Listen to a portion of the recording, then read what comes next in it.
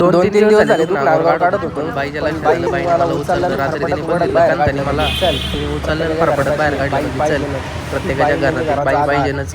बाई माझी वात्सल्य, बाई म्हणजे आधार, घराचा आधारस्तंभ. बाईने डॉक्टरला पण 4 ज्ञानाच्या गोष्टी सांगितल्या आणि माझ्याबद्दल तक्रार केली. म्हणली गार पाण्याने आंघोळ करतंय, असं करतंय, तसं करतंय, ह्याव याला एक कडक इंजेक्शन द्या. म्हणलं ठीक आहे बरं. मी पण म्हणलं खरंच डॉक्टर साहेब एक कडक इंजेक्शन द्या, जास्त वेळ आजारी पडून आम्हाला चालणार नाही. आम्ही धंद्यावाली माणसं आहेत, आम्हाला पटकन धंद्याला लागायला लागते. इंजेक्शन घेतलं आणि माझा चेहरा खुलला.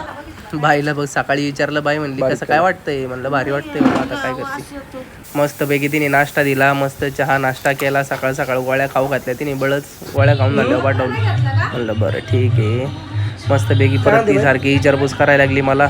मग घरी आलो. आल्याच्या नंतर मस्तपैकी आणा वर्कआउट करून आली होती. आज चांगली टेकडीवर गेली होती ती पळायला.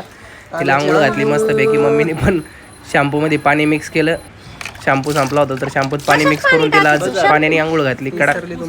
मामा पण लई दिवसानंतर आलता गॅसवाला भेटायला. मग आनाने ओळखलं. 6 महिन्यातून जरी पाहिलं तरी आना लगेच ओळखते कोणाला पण. मी पण मस्तपैकी फ्रेश आवरलं, तयार झालो. नका बेक कापली. आज जरा फ्रेश वाटलं, कडकमध्ये आवरलं. मग शेवटी आरशामध्येच उभा राहून समोर स्वतःला काहीतरी बडबड केली. आजचं काहीतरी रुटीन ठरवलं मस्तपैकी. एकदा कांद्याचा स्टॉक चेक केला. आज भरपूर कांदा आहे आपल्याकडं.